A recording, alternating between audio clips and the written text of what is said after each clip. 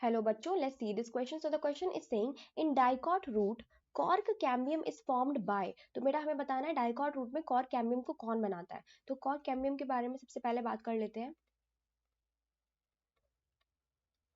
तो बेटा cork cambium जो होता है वो सेकेंडरी होता है स्ट्रक्चर में. ठीक है, सेकेंडरी होता है स्ट्रक्चर में, ये प्राइमरी नहीं है. ठीक है, बाद में ही बनता है ये. तो and it is also responsible secondary growth.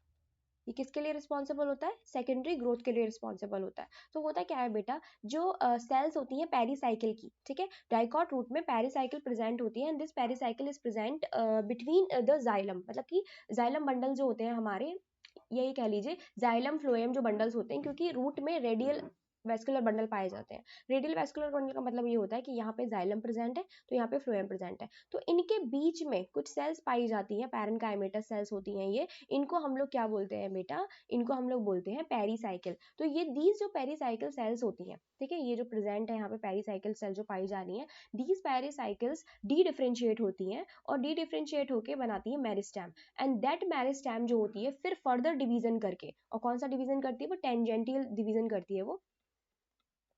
Tangential division होता है किसके अंदर? पेरीसाइकिल के अंदर. Division of the outer pericycle, of the outer pericycle, pericycle form cork cambium. क्या बनाती है ये? कॉर्क कैम्बियम बनाती है. आउटर क्या है? पेरीसाइकिल जो है. ठीक है बेटा, तो आउटर पेरीसाइकिल की लेयर है जो यहाँ इस तरफ प्रेजेंट होगी, एंडोडर्मिस से जस्ट अंदर की तरफ प्रेजेंट होगी. That make cork cambium. तो हमारा राइट आंसर क्या हो जाएगा? C pericycle. तो C pericycle is the right answer. I hope आपको समझ में आया होगा. Best of luck.